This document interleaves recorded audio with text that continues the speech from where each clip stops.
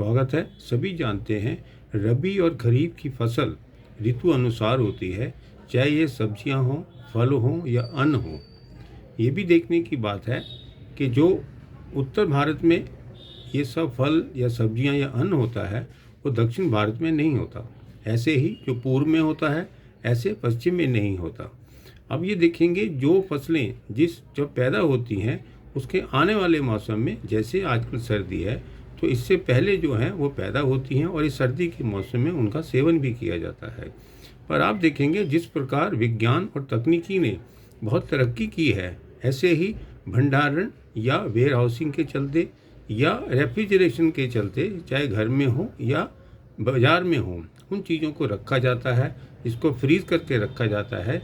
क्या ये सोचने की चीज़ भी है कि ये हमारे शरीर को उतना फ़ायदा देती है, चाहे वो मौसम में भी खाई जाने वाली हो?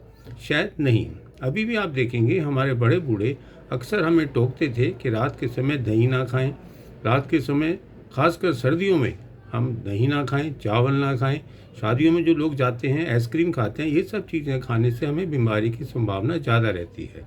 अब आप देखिए जिस प्रकार से आजकल हम गर्म कपड़े पहनते हैं और गर्मियों में शायद हम वैसे नहीं पहनते, ऐसे ही गर्मियों में जो हम ठंडी चीज़ें खाते हैं, चाहे वो फल हों, जूस हों या ठंडे पे ड्रिंक्स हों, शरबत हों, ऐसी अन्य चीज़ें सर्दियों में नहीं खाई जाती। कहने का मेरा अभिप्राय है जैसे हम पहनावा रखते हैं ऐसे हमारा खान पान भी होता है, ये तापमान से संबंधित भी होता है। ये बहुत सारे रोगों को बढ़ावा देने में भी कम नहीं है।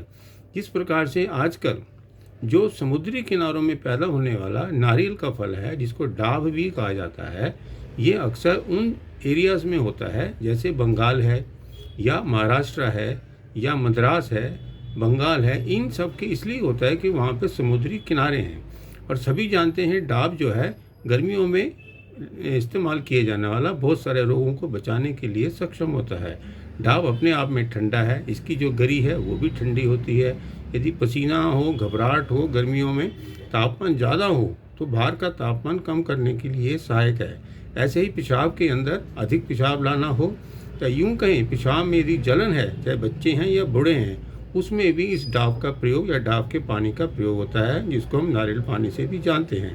पर यह भी विचार करने की बात है, यदि आजकल भी हम डाब का सेवन करेंगे तो शायद वो फ़ायदा ना दे के नुकसान देगा। तो इस बात को आप मानिए कि जो ऋतुएँ हैं, सीज़न हैं, उसके हिसाब से जो चीज़ें बनी हुई हैं सेवन करने योग्य, उसका सेवन करें ताकि हम निरोगी रहें। और ये भी ध्यान रखने की आवश्यकता है कि जिस प्रकार से हम कपड़ों का, खान पान का ध्यान रखेंगे तो स्वास्थ्य ही हमारा अच्छा होगा। तो आप ये देखिए कि ऋतु के अनुसार खाने पीने से हमेशा ही, जैसे हमारे बड़े बूढ़े स्वस्थ थे, लंबे समय तक जीते थे, कम से कम बीमारियां होती थीं, पर आज हम इनको इग्नोर ना करें, इनका ध्यान देना अवश्य है। तो हमेशा ध्यान दें, दवाई के साथ साथ इन खान पान को किस प्रकार के तापमान में रख के या जिस मौसम के अनुसार लेना चाहिए उसे हम लें और अपने स्वास्थ्य की रक्षा खुद ही करें। धन्यवाद।